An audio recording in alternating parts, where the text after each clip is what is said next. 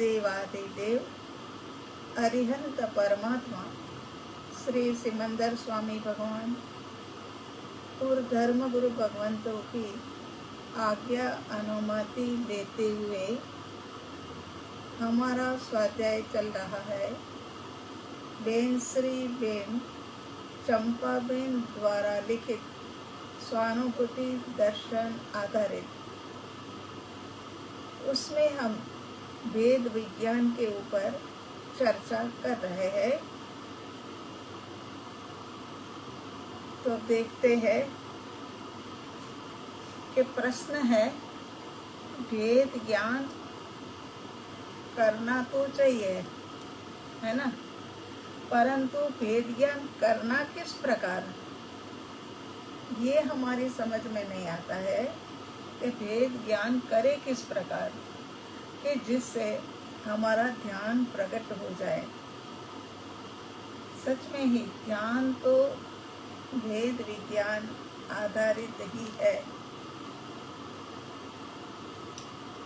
गत सत्संग के अंदर हमने चर्चा की थी वेद ज्ञान के अलग अलग नाम, है ना, वस्तु विचार वगैरह जो नाम थे उसके ऊपर चर्चा की थी। वेद ज्ञान का महत्व क्या है ये समझा था।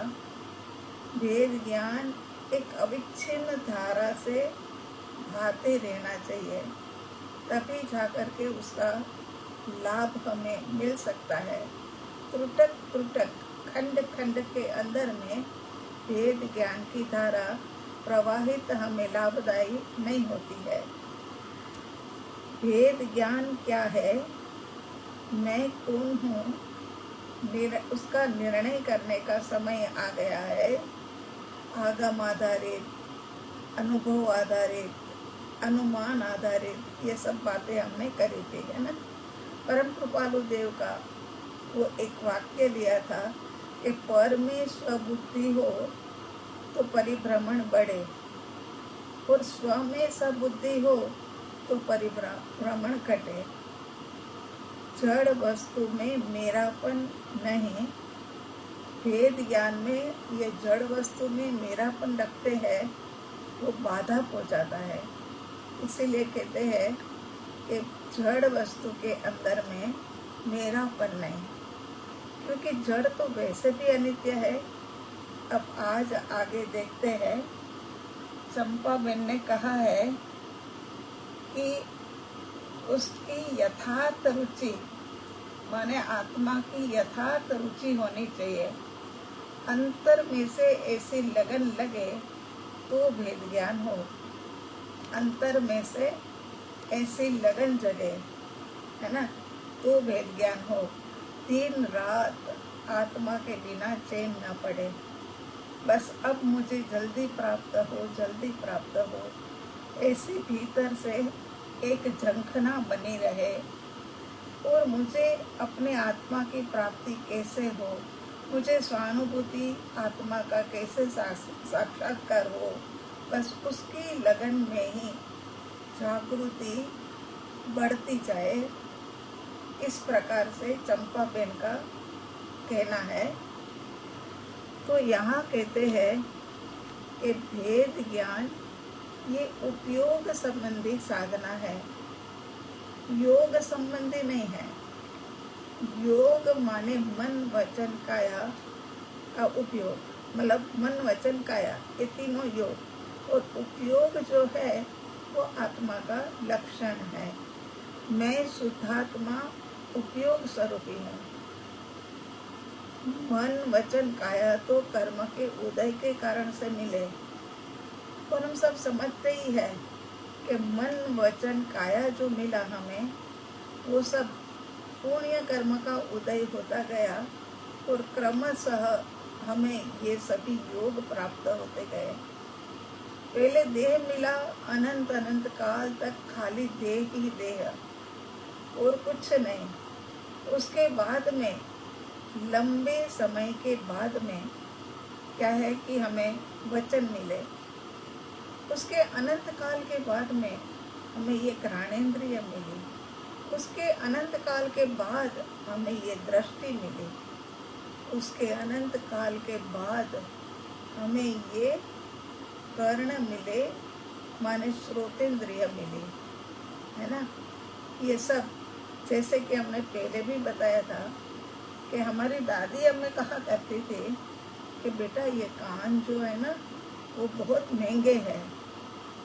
तो हम समझ नहीं पाते थे और इतनी चर्चा करने की भी कोई मतलब वो नहीं थी, बचपना ही था, 6-7 साल की उम्र क्या होती है। तो फिर हमें लगता था कि ये क्यों कह रहे हैं कि कान बहुत महंगे हैं। सही बात है, 5 इंद्रिय माने कान मिला तो 5 इंद्रिय कही गई। और प्रबल पुण्य का उदय हुआ तब ये श्रुत का साधन मिला, और श्रुत के साधन के माध्यम से ये भेद विज्ञान की साधना, और भेद विज्ञान करते करके श्रुत की साधना के माध्यम से ही आत्मा की अनुभूति। तो ये योग जो है ना वो तो क्या है, कर्मों के उदय के कारण से मिलता है। तो ये आत्मा का लक्षण नहीं है, ठीक है, हमें उपयोगी है, एक साधन है साधना के लिए, लेकिन ये योग है। तो जड़ मेरा स्वरूप नहीं, मेरा लक्षण नहीं है।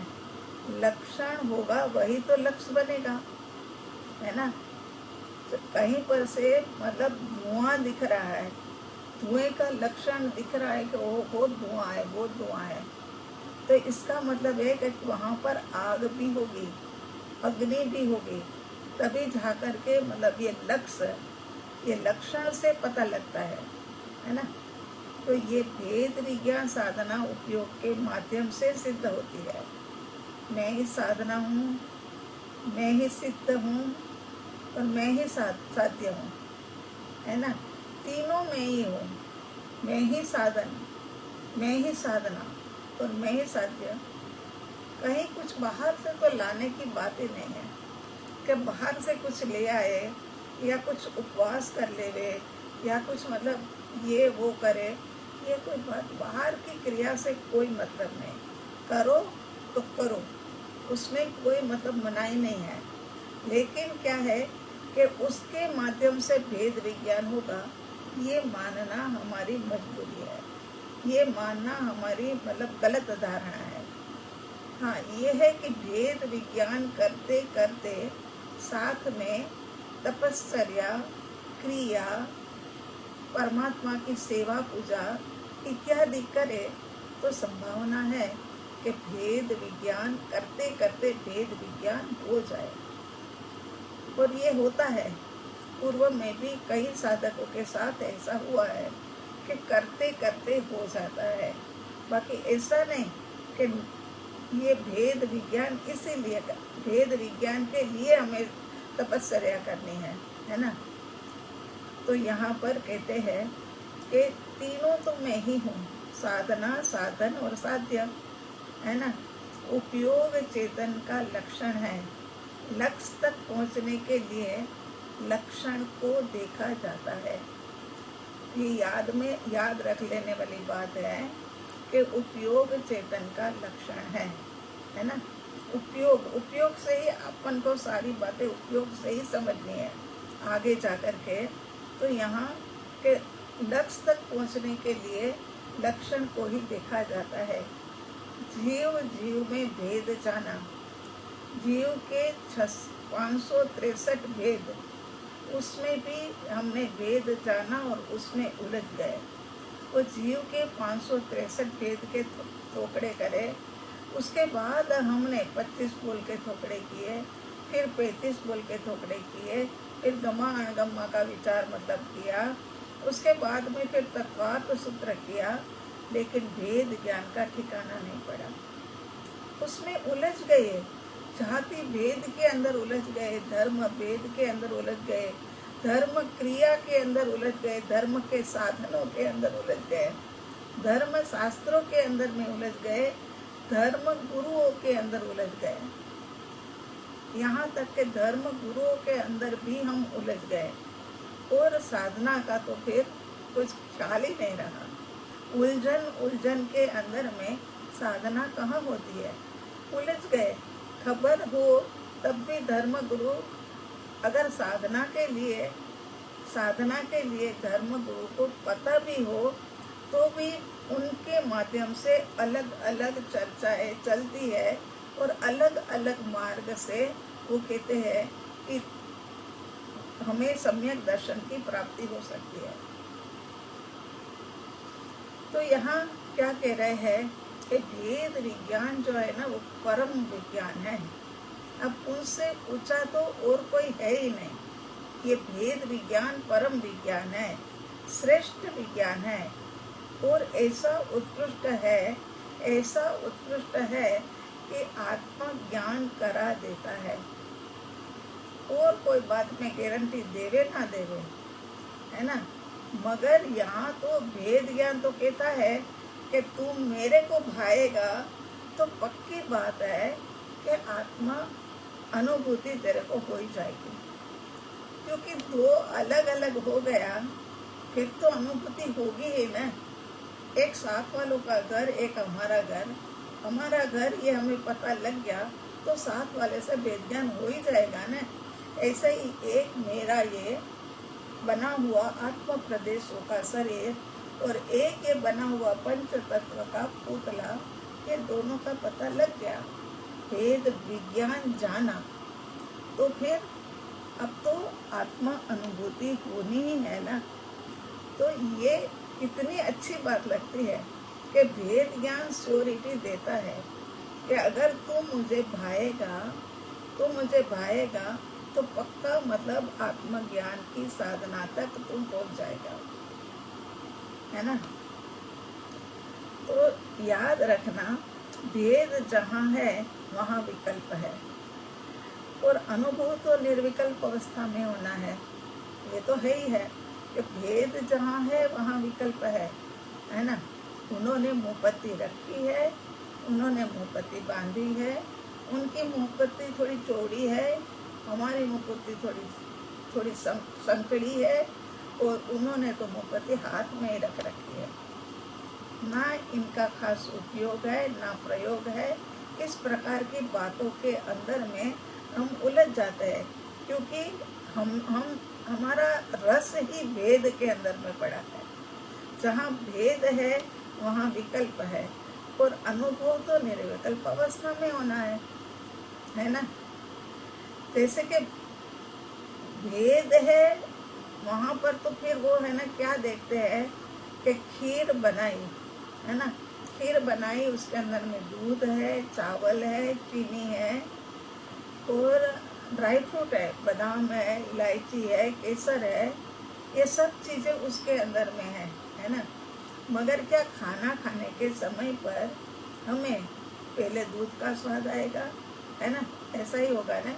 पहले दूध का स्वाद आएगा, फिर हमें चावल का स्वाद आएगा, कहाँ ये चावल का स्वाद है, फिर चीनी का आएगा, फिर केसर का आएगा। ऐसा होगा क्या? कभी भी ऐसा नहीं होगा। वहाँ तो स्वाद अभेद हो गया। यहाँ तो दूध, चावल, चीनी सब कुछ एक मेक हो गया। तो क्या है कि भेद है वहाँ पर तो विकल्प है, जहाँ अभेद है ना वहीं पर तो अनुभव है। ये जैसे कि अनुभव खीर का हो रहा है, खीर का अनुभव हो रहा है, तो वहाँ पर कोई अब भेद नहीं रहा। दूध अपनी चलाए, चावल अपना चलाए, ऐसी बात नहीं रही। अब तो सबका अलग अलग स्वाद नहीं, एक ही स्वाद और वो है खीर, है ना। इसी प्रकार अनुभव में तो अनंत गुण है, अनुभव में तो अनंत गुणों की अनुभूति ही होनी है। अनुभूति होगी वो समय पर, जैसे खीर में दूध का स्वाद अलग, चीनी का स्वाद अलग, ऐसा नहीं होता है। क्या है कि यहाँ तो अनंत गुणों की अनुभूति एक साथ में, पहले ज्ञान, फिर दर्शन, फिर सुख, फिर बल, फिर धर्म। अरे इतना करने का समय ही कहाँ है। पर्याय के पास तो एक समय है और एक समय का नाप आँख के पलकारे में असंख्यात समय, उसमें से एक समय है और उतने में ही अनुभूति हमने कर लेनी है। तो वहाँ पर भी गुणों का अभेद स्वरूप हमारे अनुभव में आएगा। ऐसा मत सोचना कि अभी तो ज्ञान हुआ है, फिर दर्शन आएगा, फिर सुख आएगा, फिर बल आएगा, ऐसे बारी बारी से सब कुछ आएगा और फिर लास्ट में सब सारे गुण जब हो जाए तब अनुभूति हुई माना जाएगा। नहीं, अनुभूति एक समय की है और अभेद रूप में अनुभव होता है, सभी गुणों का अभेद। कोई ज्ञान अलग नहीं, दर्शन अलग नहीं। ज्ञान भाई ये कहने लगे कि भाई सबको जानने पहचानने वाला तो मैं ही हूँ, है ना। सब गुणों को जानने पहचानने वाला तो ज्ञान भाई है। तो ज्ञान ये कहे कि मैंने सबको जाना है, मैंने सबको मतलब पहचान कराई है, तो मैं सबसे बड़ा हूँ, ऐसा नहीं होता। ये तो अभेद में अनुभूति होती है। अनुभूति के लिए तो सब मतलब एक समान वो समय पर हो, एक समय हो कि एक समय से ज़्यादा हो, क्योंकि पलटती हुई पर्याय का समय तो एक समय का ही है। हाँ, ऐसे मत सोचना कि हमने कहा कि या समय ज़्यादा हो। समय ज़्यादा बड़ा होने वाला नहीं है, लेकिन इतनी ज़्यादा उसके अंदर में एकाग्रता थी कि दूसरी पर्याय आई वो भी ऐसी आई, इतनी एकाग्रता तीसरी आई वो भी ऐसी आई, इतनी सघनता अंदर में चौथी आई वो भी वही आई। तो पर्याय तो पलटती रहे, समय तो बदलता रहा, मगर हमारा अनुभव अंदर में इतना सघन था कि हम बाहर आ नहीं पाए, है ना। तो यहाँ कहते हैं कि सुनने में पढ़ने में भेद, तो बातों में कभी कभी हम भेद की बातों के अंदर में कभी कभी हम चुक जाते हैं। कब भेद कहाँ कहाँ करते हैं, बातों में, रस में, शब्दों में, सुनने में, पढ़ने में। ये सब तो इंद्रिय जनित है और मैं तो इंद्रियातीत भगवान आत्मा, है ना। अनुभव होना है तो वो इंद्रियातीत का ही होना है। अनुभव में कोई इंद्रियों का रोल नहीं है। सुनो, लेकिन भेद कथन के लिए तो, समझाने के लिए तो ये कहना पड़ता है कि ज्ञान ने ये को जाना, ज्ञान ने आत्मा को जाना और श्रद्धा ने स्टैंप लगाई, ये कहा जाता है। ये व्यवहार कथन है। आगे अपन व्यवहार कथन के ऊपर भी देखेंगे। जब वेद विज्ञान का रहस्य जानेंगे ना, वो समय पर ये अपने को और ज़्यादा अच्छे से समझ में आ जाएगा। तो यहाँ कहते हैं कि मैं निर्विकल्प एक अखंड अभेद शुद्ध चिदानंद घन आत्मा हूँ। अभेद हूँ, खंड खंड होने वाला नहीं है। अरे ऐसे तो नरक के अंदर में मैं गया तो तिल तिल तिल तिल जितने टुकड़े टुकड़े टुकड़े कर दिए परमाधामी देवों ने, और फिर भी मैं अखंड रहा, फिर भी मेरा खंड खंड नहीं हुआ। जैसे पारा मिल जाता है ना, मर्क्यूरी जो होती है, ऐसे नीचे गिरे ना तो ऐसे समझो कि तिल तिल जितने टुकड़े हो जाते हैं, मगर उसको फिर ऐसे करके साथ साथ में इकट्ठे कर लो तो फिर एक हो जाता है। इसी प्रकार से नारकीय का शरीर है, नारकीय का शरीर। तो यहाँ कह रहे हैं कि मैं तो अखंड अभेद शुद्ध चिदानंद घन आत्मा हूँ। मेरा कहीं से खंड नहीं हुआ, शरीर का हुआ था, मगर मेरा तो कहीं पर भी खंड हुआ नहीं है। भेद ज्ञान वह ज्ञान गुण की पर्याय है। एक एक शब्द को ध्यान से सुनना, ये विषय गहरा है। भेद ज्ञान वह ज्ञान गुण की पर्याय है। भेद विज्ञान भावों से भर करके, भावों से भिंजो करके उपयोग की सूक्ष्मता पूर्वक सुनना होगा। भेद विज्ञान के प्रति समर्पण पर भाव जागे तो ज्ञान में ज्ञानी ज्ञान दिखे, है ना। भेद ज्ञान के प्रति समर्पण भाव जागे तो ज्ञान में ज्ञान ही ज्ञान, ज्ञान ही ज्ञान दिखे, ऐसा ये राज है। हमारे सामने वस्तु है, लेकिन वह वस्तु ना दिखे और ज्ञान ही दिखे। हमारे पास पेन पड़ी है, ये पेन है, ये व्यवहारिक जगत में कहा जाता है, लेकिन हमारे को अंदर से, भीतर से यही हो कि ये ज्ञान है, इसीलिए मुझे पता चल रहा है कि ये पेन है। बाकी ये ज्ञान की बनी हुई पेन है। यही वाली पेन अगर पीटी के आगे रखो, यही वाली पेन अगर मच्छर के सामने रखो, तो क्या उनको पता चलेगा? नहीं चलेगा, नहीं चल सकता है।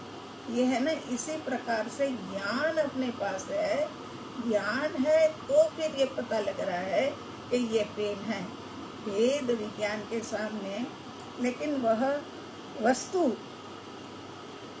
स्वरूप का विचार, यहाँ पर ये पेन की भावों से भर करके सूक्ष्मता पूर्वक हमें अगर सुना है, तो ये पता लगेगा कि मेरे को सब जगह ज्ञान ही ज्ञान दिख रहा है। कहीं पर ये, अगर ये है भी, ये है, ये समझ लो ये है, तो ये भी ज्ञान रूप हो जाए। ज्ञान है, इसी कारण से ये पेन अनुभव में आ रही है, दिख रही है, ऐसा मानो। ऐसा मान करके तो हमारे सामने वस्तु है, लेकिन वह वस्तु ना दिखे और ज्ञान ही ज्ञान दिखे। भेद विज्ञान की ये निधि है। भेद विज्ञान उत्कृष्ट और परम विज्ञान है। भेद विज्ञान से ही आत्मा की शुद्धि भी होती है और आत्मा स्थिति भी होती है। सब कुछ ये भेद ज्ञान के कारण से ही होता है। अब जानते हैं, बहुत महत्वपूर्ण विषय है, उपयोग सही से लगाओगे तो ही समझ आएगा कि भेद विज्ञान एक रहस्य है। वैसे तो भेद विज्ञान उसी के अंदर में एक रहस्य समाया हुआ है। भेद माने रहस्य, अपन कहते हैं ना, इसमें भी कोई भेद है, सच में ही पता नहीं लग रहा है, मगर इसमें कोई भेद है। तो भेद माने रहस्य, ये शब्द ही हमें बताता है कि ये रहस्य है। इस रहस्य का ज्ञान वही तो भेद विज्ञान है। अब रहस्य क्या है? तो कहते हैं कि रहस्य को नहीं जाना तब तक आगे ही हम नहीं बढ़ पाएंगे। रहस्य क्या है ये हमने नहीं जाना तब तक हम आगे ही नहीं बढ़ पाएंगे। प्रथम रहस्य तो है कि भिन्नता, और दूसरा रहस्य है वो एकता। अब देखते हैं कि भिन्नता के विषय में क्या कहते हैं, और उसके बाद देखते हैं कि एकता के विषय में क्या कहते हैं।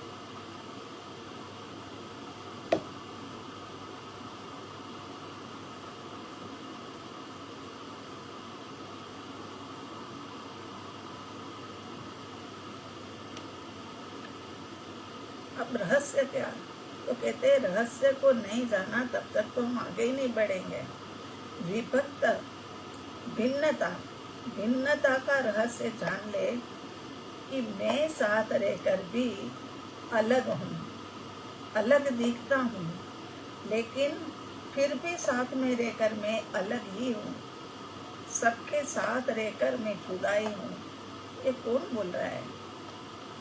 ये किसी की आवाज है, ये किसी के शब्द है। ये कौन बोल रहा है कि विभक्त का रहस्य जान ले वे कि मैं साथ में रहकर भी अलग हूँ, अलग दिखता हूँ, लेकिन फिर भी मैं साथ में रहकर के अलग हूँ। सबके साथ रहकर के भी मैं जुदा ही हूँ। समझ आ गई होगी, जो सुलझे हुए साधक है उनको समझ आ गई होगी। दोनों मिले जुले एक में एक साथ है, लेकिन एक रूप नहीं हुए। राग द्वेष से अलग, विषय कसायों से अलग, और पापों से अलग, कर्मों से अलग, सबसे अलग, सबसे जुदा, और फिर भी मैं पृथक संयोगों में हूँ और संयोग मेरे साथ है, तब भी मैं एक ही दिखता हूँ। चिंतन करना, सोचना, कर्मों से मैं भिन्न हूँ। अब कहते हैं कि ये सब बातें तो हम बोल गए कि दोनों मिले जुले एक में एक साथ रहते हैं, लेकिन एक रूप नहीं हुए। राग द्वेष से अलग, विषय कसायों से अलग, पापों से अलग, सबके साथ में रहते हुए भी अलग, सबसे न्यारा, सबसे पृथक संयोगों में हूँ, साथ में भी हूँ, फिर भी अलग हूँ। कर्मों से भी मैं अलग और जुदा ही हूँ। तो कहते हैं कर्मों से कैसे भिन्न हो गई, ये तो हमें बताओ। कर्म की तो सारी मुसीबत है, जो सारी रामायण है ना, वो तो कर्म की ही है कि ये कर्म ही हमें है ना यहाँ से मुक्त नहीं होने देता है। तो यहाँ आगे जा कर के कहते हैं कि कर्म कौन से, तो कर्म भी कई तरह के है ना। परम कृपालु देव ने कहा ना कि कर्म अनंत प्रकार के, एमा मुख्य 8, उसके अंदर में से मुख्य तो 8 है, मगर यहाँ सबसे पहले का बात करते हैं 9 कर्म की। 9 कर्म माने ये शरीर, द्रव्य कर्म माने राग और द्वेष, द्रव्य कर्म माने ये 8 कर्म जो हमारे, और भाव कर्म माने राग और द्वेष। 9 कर्म शरीर है, द्रव्य कर्म जो है वो 8 वाले है वो, और भाव कर्म जो है वो राग और द्वेष है ना। ये इतनी बात हुई है। और इन सबसे भी मैं जुदा, द्रव्य कर्म से, 9 कर्म से, भाव कर्म से भी मैं जुदा। इस रहस्य को खोले बिना भेद ज्ञान समझ नहीं आएगा। ये तो एक पहली हो गई ना। हम जब लिख रहे थे ना, तब भी हमें लग रहा था कि हम पहले लिख रहे हैं, ऐसा लग रहा था। तो 9 कर्म माने शरीर, शरीर के साथ साथ गमन करता हूँ, शरीर के साथ साथ में रहता हूँ, शरीर जहाँ जाता है वहाँ जाता हूँ, शरीर ने जो खाना पीना है वो खाता पीता है, तब भी मेरी मौजूदगी वहाँ पर होती है। लेकिन फिर भी मैं भिन्न हूँ, अभी की अभी इस शरीर से मैं भिन्न हूँ। ऐसा नहीं कि मृत्यु के बाद, क्योंकि हमने पंच तत्व की साधना में जाना कि ये पंच तत्व से बना हुआ शरीर, और मैं तो महातत्व हूँ, महाचैतन्य तत्व हूँ। पर जब ये दोनों की भिन्नता होगी, मृत्यु क्या है, ये दोनों का वियोग, देह और आत्मा का वियोग, उसका नाम मृत्यु है ना। और देह और आत्मा का मिलन वो जन्म। तो देह और आत्मा जब अलग होंगे, दोनों का वियोग होगा, वो समय पर ये पंच तत्व में से बना हुआ पंच तत्व में मिल जाएगा है ना। तब भी मैं अलग ही हूँ। यहाँ कहते हैं शरीर के साथ गमन करता हूँ, लेकिन फिर भी मैं भिन्न, अभी के अभी इस शरीर से मैं भिन्न हूँ। चाहे भेद विज्ञान करे चाहे ना करे, लेकिन मैं तो भिन्न ही हूँ, मैं तो अलग ही हूँ। शरीर के संयोग में हूँ, एक में हूँ, फिर भी अलग अलग ही हूँ, अलग का अलग ही हूँ। ये आवाज, ये कौन इतनी बातें कर रहा है। आगे कहते हैं कि भाव कर्म, कितने ही राग द्वेष किए, लेकिन अभी की अभी इनसे राग द्वेष से भिन्न हूँ मैं। ये बहुत बड़ा रहस्य है। राग द्वेष के कारण तो संसार है, और भेद विज्ञान कहता है मैं तो मेरे से बहुत ही जुदा हूँ। शरीर अनंत परमाणुओं की भीड़ के अंदर, 9 कर्म माने शरीर है ना, तो अनंत परमाणु पुद्गलों से बना हुआ ये देह, उसकी भीड़ के अंदर में भी मैं अलग हूँ। भीड़ के साथ में भी मैं एक में हो गया कि भीड़ के साथ में भीड़ में ही लग गया, ऐसा नहीं है। उससे भी मैं अलग हूँ, उससे भी मैं न्यारा हूँ। द्रव्य कर्म, नो कर्म, द्रव्य कर्म, भाव कर्म, सब ले लिया ना।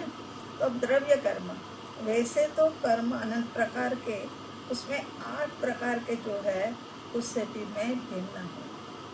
ज्ञानावर्ण्य, दर्शनावर्ण्य, वेदनीय, मोहनीय, आयुष्य, नाम, गोत्रन्य और अंतराय, ये 8 कर्म जो है मुख्य तौर पे 8 है, उससे भी मैं अलग हूँ, जुदा हूँ।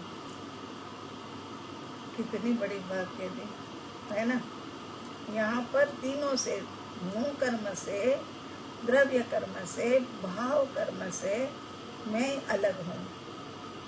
अब तो पूरा समझ में आ ही रहा है। अब दूसरा रहस्य खोलते हैं कि मैं तो कैसा हूँ।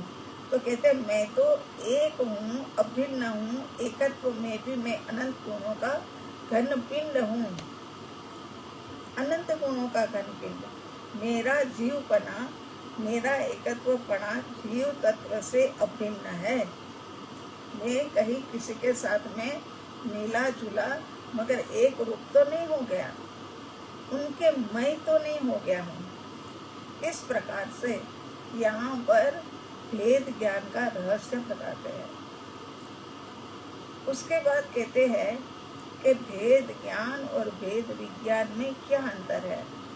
वैसे हमने थोड़ी बात कर ली थी, तो क्या फर्क है। तो भेद ज्ञान करना तो सब जानते हैं, बच्चे से लेकर के बूढ़े तक सब भेद ज्ञान तो करते रहते हैं।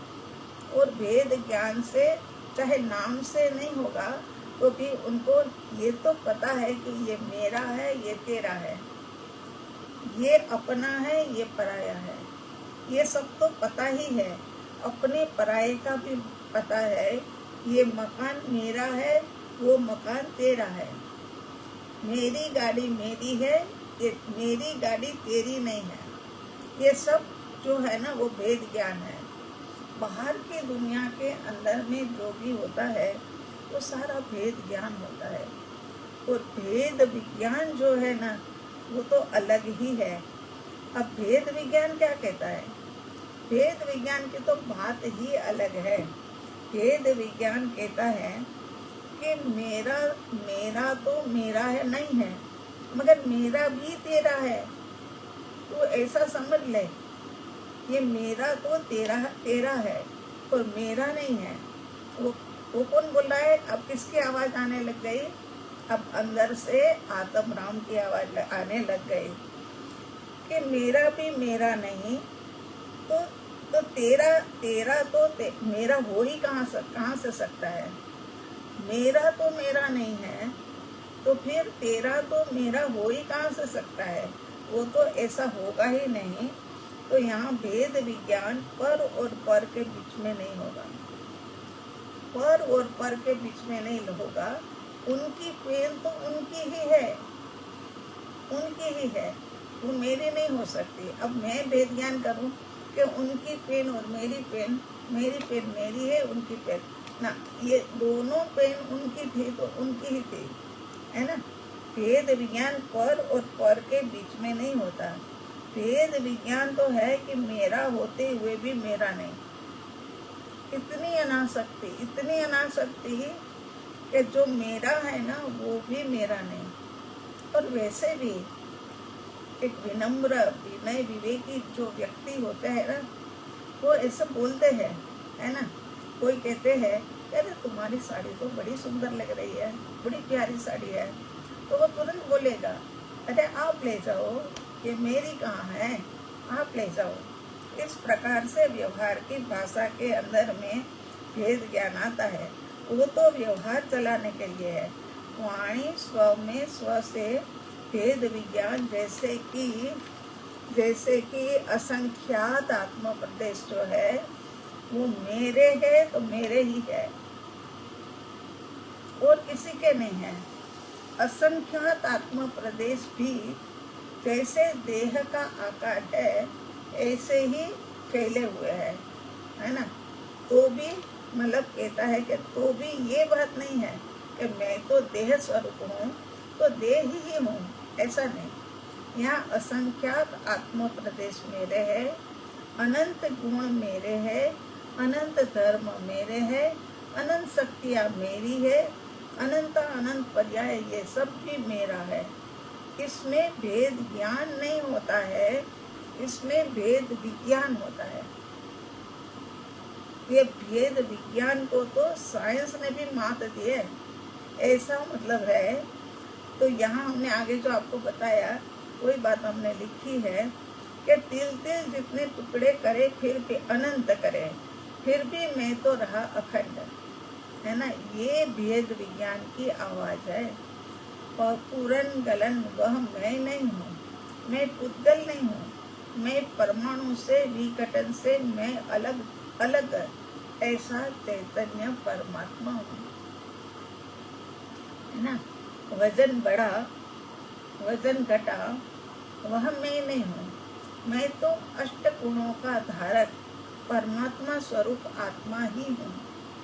रूपी मैं ठंडा, मैं उष्ण, मैं कलरफुल, वह मैं नहीं, मैं तो भगवान आत्मा हूँ।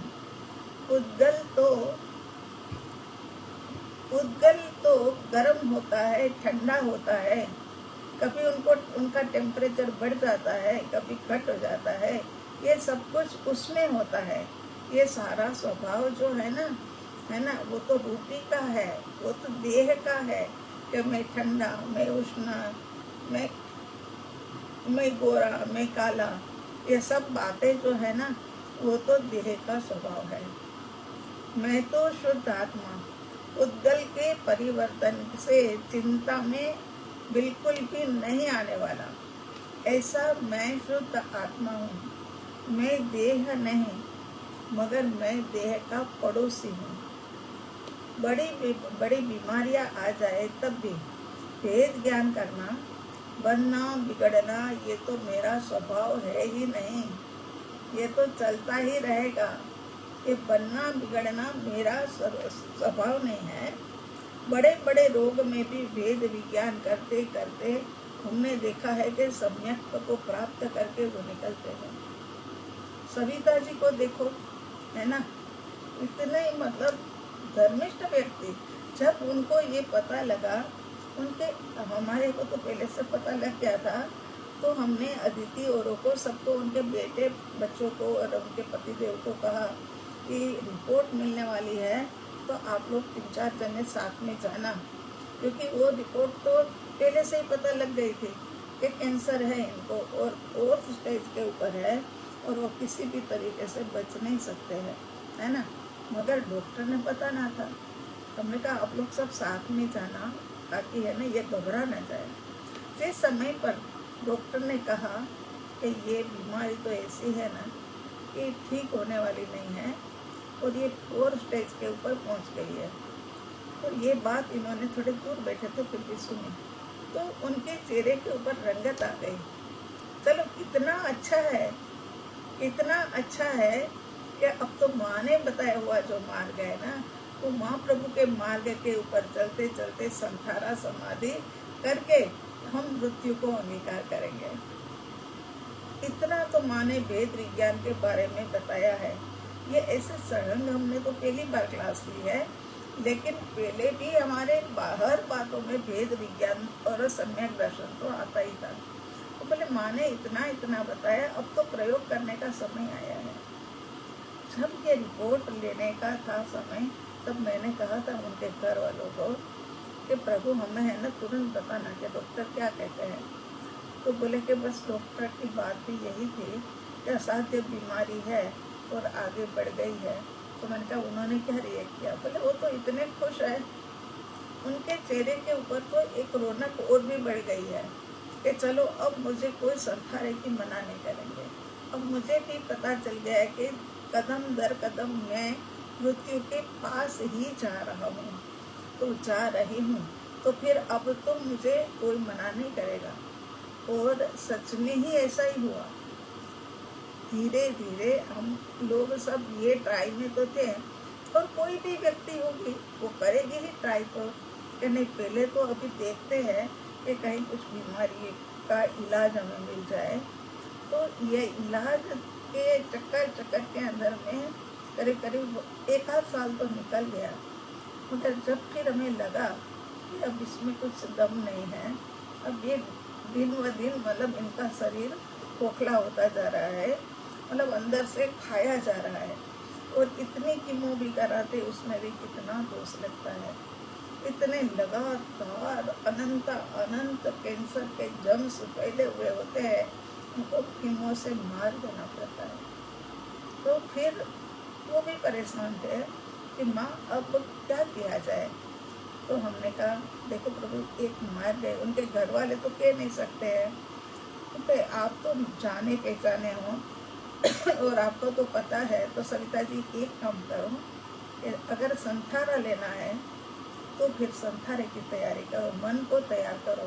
बोले माँ आप अभी के अभी आ जाओ, मैं अभी के अभी तैयार हूँ, मेरे को कोई मतलब किसी, जबकि 2 बेटियों के ऊपर बेटा बड़ी मिन्नतें कर करके उनके पास आया हुआ था। मतलब बोले नहीं, मेरे को किसी की चिंता नहीं है, सब अपने अपने तकदीर लेकर आए, आप अभी आ जाओ। दोपहर के 4 बजे थे। हमने कहा इस वक्त तो नहीं, मगर आप अभी रात भर सोच लो। सोच करके फिर हमें तो है ना पूरी फैमिली वालों की साइन चाहिए होगी, ऊपर लिखा हुआ होगा और फिर नीचे पूरी साइन चाहिए होगी, तब हम संथारा देंगे। वो हमारी रीति है, सब जगह पर ऐसे ही करते हैं। इवन साधु संतों को कराने के लिए जाए तब भी हम मतलब उनके वरिष्ठ साधु संतों की हामी और छोटे की भी हामी हो तभी जा कर के करवाते हैं। तो फिर दूसरे दिन हमने करीब 11 बजे का टाइम दिया था। हम और अंकल जी और हमारे साथ में साधक रूप भी काफ़ी बड़ी संख्या में आया हुआ था। और वहाँ जा कर के देखा तो और भी भीड़, उनके परिवारजन सारे दोनों साइड के। हमने सोचा अरे प्रभु ये क्या हो गया, एक कुछ गड़बड़ तो नहीं हो गई। तो फिर जाकर देखा तो नहीं, बोले कि हम लोगों को आज बुलाया था सविता जी ने और कहा है कि हमें अब संथारा करना है, तो माँ प्रभु को आप आज्ञा दे दो, कराने के लिए आज्ञा दे दो। तो फिर हमने जा कर के, विरोधी पक्ष भी था, उनकी माँ वगैरह तो होते ही है ना, और ऐसा ही होता है, माँ का ममत्व एक अलग ही होता है। तो लग रहा था माँ को कभी थोड़ा समय खींचा जाए, बाद में दे दिया जाए, मगर कोई कह रहे थे कि नहीं ठीक बात है माँ की। और हमने उनको समय बता दिया था कि अब इतना समय इनका 15 दिन इनका बाकी है, 15-16 दिन से ज़्यादा नहीं निकलेगा। और वो शादी का तो ऐसे कि हम गए तो पूरी तैयारी के साथ में सारे गहने निकाल दिए थे, सारा श्रृंगार उतार दिया था, सफ़ेद वस्त्र पहन लिया था और पलंग के ऊपर सफ़ेद चादर बिछा दी थी, सब पूरी तैयारी के साथ में। और हमारे पैर के पास बैठ गए। अरे हमने कहा आप इतनी बड़ी बीमारी में, इतने अस्वस्थता के अंदर में मतलब नीचे बैठ गए हो, उठना कहीं मुश्किल ना हो। लेकिन उम्र भी छोटी थी, 48 ईयर ओल्ड थे, लेकिन नहीं, उन्होंने तो पूरी सावधानी के साथ में सब बातें हमने जो करी वो सुनी और फिर सबका साइन लिया गया। कम से कम उनके पियर वाले जो थे वो तो कम से कम 25 जन होंगे, और बाकी के जो इधर की साइड के जो थे वो भी थे। तो सब मिला करके 40 जितने संख्या में हम सब इकट्ठे हो गए और उनको संथारा किया, बहुत अच्छे से, बहुत भावों से, बहुत उत्साह से, जैसे कि लग रहा था कि मेरी तबीयत अच्छी हो और अगर मेरे को ये लोग हाँ करें तो मैं नाचने लग जाऊँ, ऐसा उनके अंदर में भाव आ रहा था। मगर हमने उनको थोड़ा रोका, हमने कहा नहीं, बहुत अच्छा काम आपने किया है, उसमें तो कोई दो राय नहीं है, मगर आप अपने भावों को भी संभालो। करते करते करते करते 1 दिन, 2 दिन, 3 दिन, 8 दिन, 10 दिन, 12 दिन, उनकी माँ को मतलब मम्मी को तो होता ही है ना कि आपने तो कहा था कि अब संथारे का समय आ गया है। उनका साथ में हमने ये भी कहा था कि अभी 15 दिन हो सकते हैं कि लग जाए। तो फिर बोले हाँ ये बात तो है। तो ऐसे करते करते रोज़ हमारा जाना, यहाँ से करीब करीब 35 किलोमीटर की दूरी पर मगर रोज 12 बजे जाना और 4 बजे आना। तब तक वहाँ पर एक स्वाध्याय सत्संग की हम मतलब क्लास रखते थे कि मैं शुद्ध आत्मा हूँ, और उसके वेद विज्ञान के ऊपर ही ज़्यादा बात करते थे। हाँ, वही हमारी चलती रहती थी बातें, और वही बातों में फिर उन्होंने जब 15वां दिन था वो दिन, और 15वें दिन तो हम आ गए थे, 16वें दिन हमने मतलब चाह करके कह दिया देखो आज की रात्रि जो है वो अंतिम रात्रि है। ये अंतिम रात्रि में ऐसा ना हो जाए कि कोई मिलने वाले नज़दीक के रिलेटिव्स बाकी हो, क्योंकि हमारी नज़र सबके ऊपर रहती थी। हमें ध्यान रहता था कि इनकी एक बेटी जो है ना, शादी जिसकी हो गई है ना, वो नहीं आई है। तो हमने कहा कोई भी ऐसा ना हो, तो सबको मतलब बुला लिया जाए, आज की रात्रि अंतिम रात्रि। और वो भी फिर आ गए थे। ये बात जब उन्होंने भी इसमें सुनी तो वो भी आ गए थे, और सबने मिल कर के झाप वगैरह चालू रखा। हम तो हमारे समय पर घर आ गए, सबने झाप रख चालू कर दिया। मगर हम कहते 12 बजे से 4 बजे तक उनके जो भाव थे ना, हम कहते बस परमात्मा ऐसे भाव हमें दे देना। हम सुन रहे थे फोन के माध्यम से, और फोन चालू ही था लगातार 12 बजे से 4 बजे तक। जैसे जैसे वो होता रहे ऐसे झाप होता रहे कि मैं शुद्ध आत्मा, मैं शुद्ध आत्मा। तो उनके अंदर में इतने भाव आए कि आप ये सब कुछ बोल रहे हो, मेरे को अंदर में मेरा सिमंदर दिख रहा है, आप देखो आपके अंदर भी मेरे को सिमंदर दिख रहा है, आप सब बैठे हो, आप अपने सिमंदर को देखो, वो फोटो को हटा दो, वो फोटो में सिमंदर नहीं है। मैं एक फोटो लगवाई थी, उस फोटो में सिमंदर नहीं है, सिमंदर सबके अंदर है। देखो बैठा हुआ है, बिल्कुल दिख रहा है, पूरा देह के समान ही दिख रहा है वो सिमंदर। हम समझ गए कि इनको समझ ज्ञान हो गया, और वो प्राप्ति लेकर के निकले। और वो दिन सुबह 4 बजे वो गए।